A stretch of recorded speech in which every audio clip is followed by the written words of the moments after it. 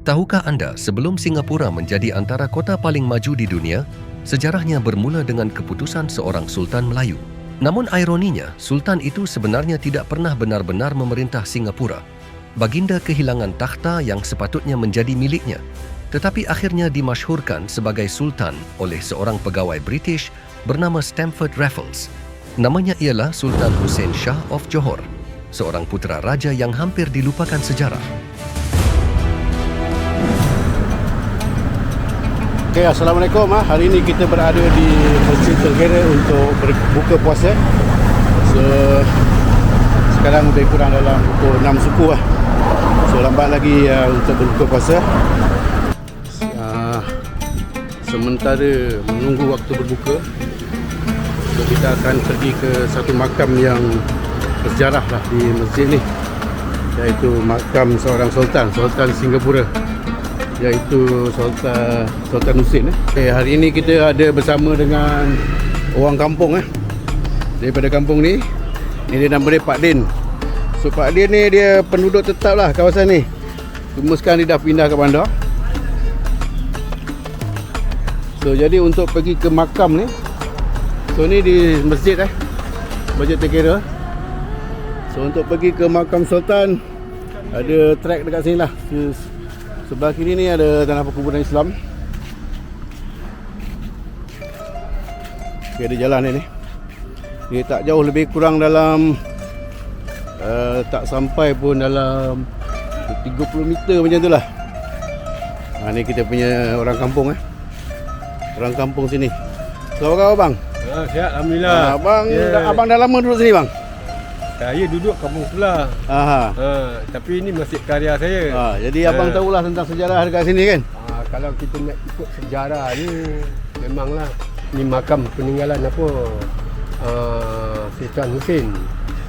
Sejarah dia Sultan Hussein ni, kalau kita nak ikut, dia adalah anak kepada Sultan Mahmud Shah ketiga. Dia ni masa kemakatan Sultan Mahmud Shah ketiga ni, beliau berada di Raub, Pahang. So atas kompleks perubatan takhta terjadi di Johor. Sejarah itu sikit lebih kurang lah yang saya dapat ramalkan. So apabila dia cuba nak dapatkan takhta dia balik, dia dipantau oleh semua pembesar-pembesar masa tu. Tapi dia menggunakan British atau Inggeris untuk dapatkan takhta dia. So dia dapat jadi Sultan Singapura. Singapura Johor. Okey, jadi inilah dia makam dia. Makam dia agak sunyi sikit, agak sepi dan macam kurang terurus jugalah. Okey, sebelum tu kita akan lihat apa yang ada di sini Okey, jadi kita bacakan sedikit tentang latar belakang makam ni. Sultan Hussein Shah ni juga dikenali dengan gelaran Tengku Long, iaitu sulung lah, dan Tengku Embung. So baginda adalah purta sulung kepada Sultan Mahmud yang ketiga, Empayar Johor lah, yang meliputi tanah besar Johor, Pahang, Singapura, Linggar, Riau, Karimun dan lain-lain kepulauan di sekitarnya lah. Apabila Sultan Mahmud yang ketiga mangkat di Pulau Linggar, iaitu ibu negeri Johor ketika itu, Tengku Long berada di Pahang. Jadi berlakulah konspirasi yang telah menyingkirkan Tengku Long ni sebagai pengganti, tetapi memilih adiknya sebagai Sultan Empayar Johor. Kemudiannya Tengku Long datang ke Linggar untuk menuntut haknya, tapi tak berdaya berbuat apa-apa. Segala pergerakannya telah dikawal rapi.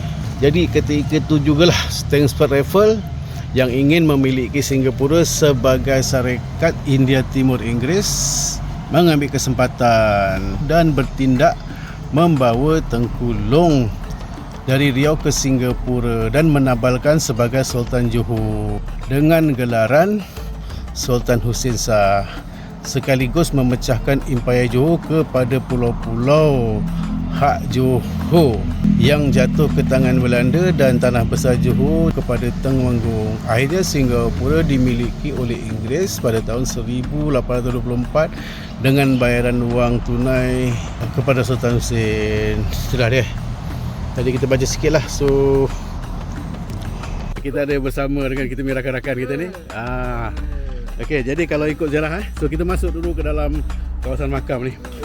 So dekat sini ada dia punya tulisan lah, tapi dia cerah tak cerah lah. Dah nampak macam tak benar-benar nampak lah. So ni adalah daripada dekat keadaan makam Sultan Hussein ni. Okey, jadi isu dia adalah setelah Sultan Hussein ini dilantik menjadi sultan, apakah yang terjadi kepada baginda dan kenapakah makam baginda ni berada di Melaka? Okey, jom kita ikuti kisah seterusnya.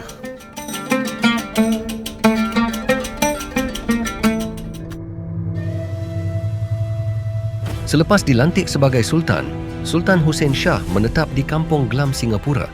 Di sini baginda membina istana dan menjadi simbol pemerintahan Melayu di pulau tersebut. Baginda juga meminta sebuah masjid dibina untuk masyarakat Islam.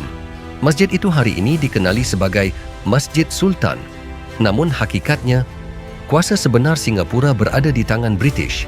Sultan Hussein Shah hanyalah pemerintah simbolik. Pentadbiran, perdagangan dan keselamatan semuanya dikawal oleh pihak kolonial. Laluan Selat Melaka sangat penting untuk perdagangan Asia Eropah. Britain dan Belanda bersaing menguasai perdagangan di alam Melayu.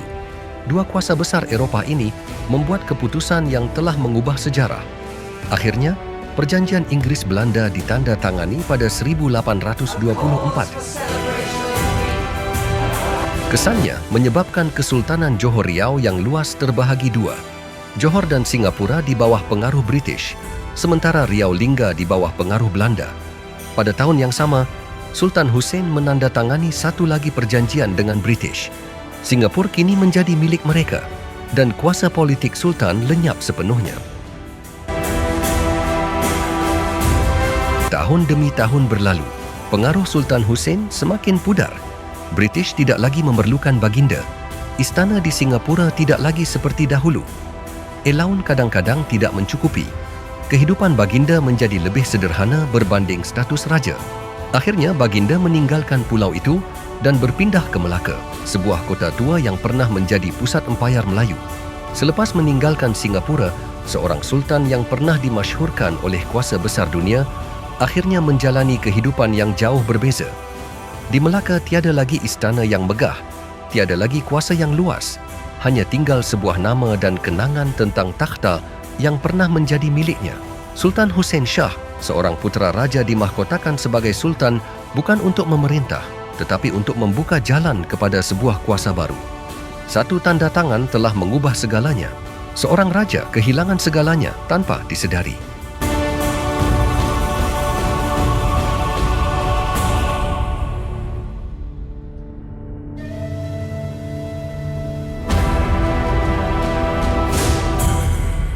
Akhirnya baginda mangkat di Melaka, iaitu lebih kurang setahun selepas berpindah dari Singapura. Baginda dimakamkan berhampiran Masjid Tengkeira. Sejarah mungkin mengingati beliau sebagai sultan yang kehilangan kuasa, namun tanpa keputusan yang baginda buat pada tahun 1819, Singapura mungkin tidak akan wujud seperti hari ini.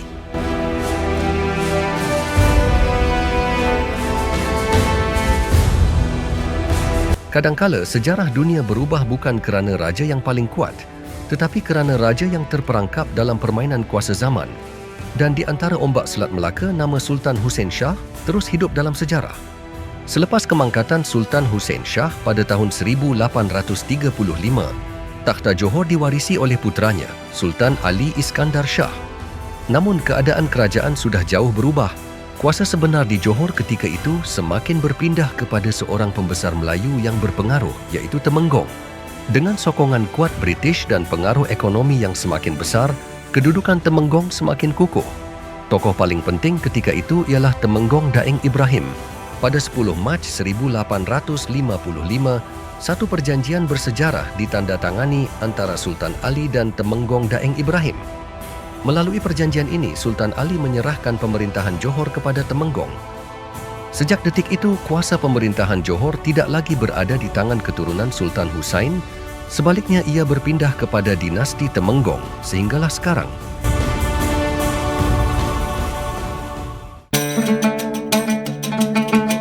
Kisah sejarah yang agak tragis lah kepada bangsa Melayu kita.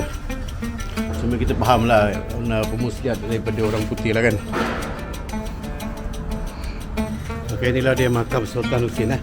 Okey, bila pengaruh Sultan Husin ni dah tak ada di Singapura, baginda mengambil keputusan untuk berpindah ke Melaka.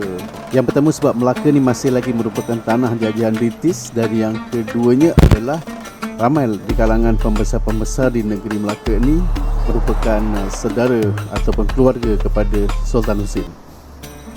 Okey, jadi selepas perpindahan kuasa daripada Sultan Ali kepada Temenggong, maknanya selepas itu keturunan Sultan Husin ni tidak ada lagi menjadi mana-mana raja lah di dalam kerajaan.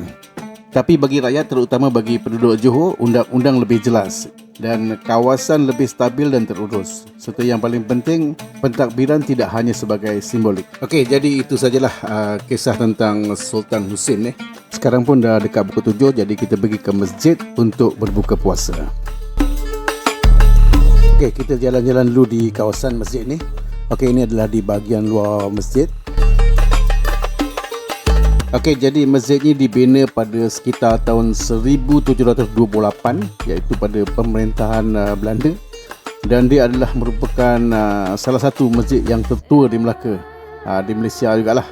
Jadi pembinaan masjid ni dia menggunakan seni bina gabungan di antara Melayu, Jawa, Cina dan juga Indonesia lah. Kalau kita tengok dekat menara tu, kita ada nampak macam pagoda . Okey, jadi masjid ni pernah digunakan sebagai masjid negeri sebelum Masjid Al-Azim siap pada tahun 90-an. Mungkin itu salah satu sebab mengapa makam Sultan Husin ni dikuburkan di sekitar kawasan ini.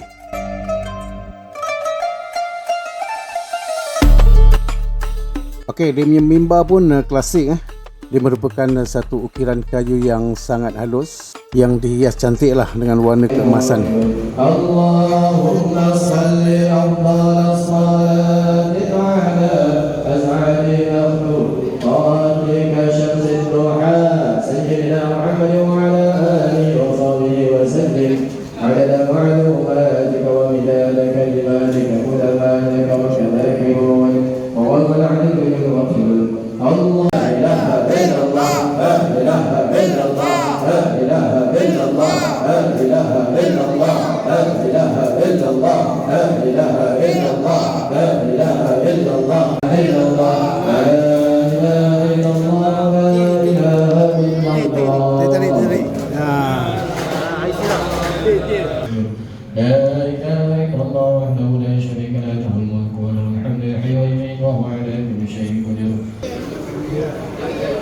So kita second round ni. Oh, kena ambil lah. Wakil.